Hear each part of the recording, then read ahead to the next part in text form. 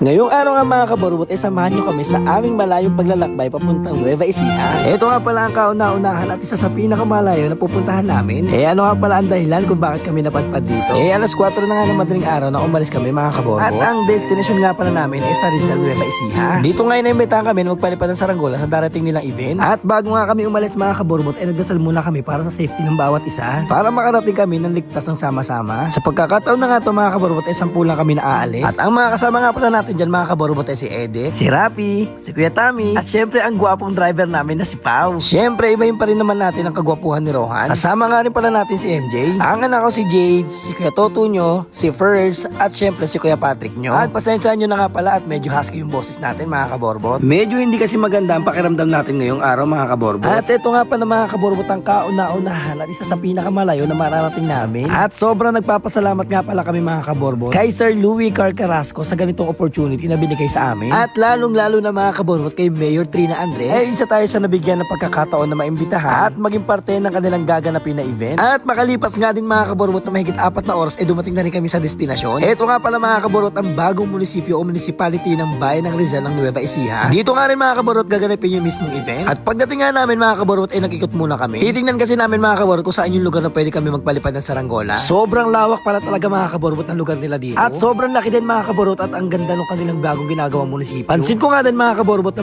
pagdating namin ay sobrang galang talaga ng mga tao dito. Sobrang approachable mga kaborbot. Lalong-lalo na mga kaborbot si Sir Lou. Time to time nga mga kaborbot ay kinakamusta niya kami. At sobrang laki talaga mga kaborbot ng pagpapasalamat namin sa kanya. Dito nga mga kaborbot ito tapos na kami sa pag-iikot. At nag-stop over muna kami mga kaborbot para kumain. Bale ito na nga pala mga kaborbot yung aming pinaka-breakfast and lunch. At kahit nga sa mga oras na ito mga kaborbot ay hindi namin inaasahan o wala nakakaalam na magkakaroon nga kami ng ganitong klaseng lakad. Isa nga talaga sa inahangaan namin mga kaborbot dito ay sobrang linis talaga ng tubig nila dito. Bungad na bungad nga ito mga kaborbot sa kasada pero grabe yung linis niya. At sobrang lawak nga talaga mga kaborbot ng palayan dito. Halos lahat na yata na matanaw namin mga kaborbot ay talagang palayan. At ito nga mga kaborbot yung kanilang pinagdiriwang. After nga na 15 to 18 minutes mga kaborbot ay nakarating na kami sa aming destinasyon. At ito nga mga kaborbot ang Dento Farm Resort. Hindi nga namin nakalain mga kaborbot na dito pala kami mag-stay. At sobrang tuwan-tuwa nga kami dyan mga kaborbot lalo-lalo ni mga kabataan namin. Sa nga lang ang masasabi ko dito mga kaborbot napakaganda talaga. Kung magagawi ka nga dito mga kaborbot talagang sinasuggest na namin to. Hindi na nga nakapagpigil to mga kabataan natin mga kaborbot at naglalangoy na. At wala talaga mapaglagyan ng pasasalamat namin mga kaborbot sa mga nangyayari dito sa amin ngayon. Matapos nga ang pagpapahinga namin mga kaborbot nung kahaponan bumalik na kami sa venue. Tong time na nga to mga kaborbot ipa-final na namin kung saan ba kami talaga pupwesto. And finally din mga kaborbot makakamit na rin namin si Sir Louie. At personal na kami makapagpasalamat sa kanya. Bali 4 PM ang balik namin mga kaborbot sa venue para ma-finalize. At malaman namin mga kaborbot kung ano ba yung direksyon ng hangin pag mga ganitong oras. At sa wakas nga mga kaborbot nakamit na rin natin yung tao na nagbigay ng ganitong opportunity para sa atin. Eto nga pala mga kaborbot si Sir Louie. Ang isa sa mga nasa likod sa mga ganitong event. Itong time na nga ito mga kaborbot pinag-uusapan namin kung paano ba yung magiging sistema ng pagpapalipad namin ng saranggola. Sobrang nakakatuwa nga mga kaborbot dahil sa mga ganitong event talagang alam na alam niya kung paano yung gagawin. Nabanggit niya nga sa amin dahil kami may alam sa pagpapalipad ng saranggola. Kami daw yung bahala sa lugar kung saan kami magpapalipad ng saranggola. At dito nga mga kaborbot pinalipad namin yung maliit naming saranggola para malaman namin kung ano ba yung direksyon ng hangin ng mga ganitong oras at kung ano ba yung taas sa saranggola na may malakas o consistent na hangin. At nakakatuwa nga mga kaborbot dahil nakasama natin dyan si Makoy. Si Makoy nga pala mga kaborbot taga-Imus yan. At dito na ulit sila nanirahan sa Nueva Ecija. After nga nyan mga kaborbot na-finalize na namin kung saan ba talaga kami magpapalipad ng saranggola. At sobrang nakakatuwa dahil ipapakilala daw kami ni Sir Lewis sa kanilang mayor. At eto nga pala mga kaborbot si Mayor Trina Andres. Sabi nga yung tuwa namin mga kaborbot na makilala namin personal si Mayor. At isa lang ang masasabi ko mga kaborbot sobrang bait talaga nila. Yung feeling mo parang kakilala mo sila na matagal na. At syempre mga kaborbot malalaman pa namin bukas at ipapakita namin sa inyo kung ano ba yung meron dito. At sobrang excited na nga kami mga kaborbot at kabang-abang talaga. At hanggang dito na lang mga kaborbot. At abangan nyo mga kaborbot ang pagkapalipad namin ng saranggola dito. At kung ano ba ang magiging pangyayari dito kinabukasan. Sobrang nakaka-excite talaga mga kaborbot. And kita-kits sa aming next vlog.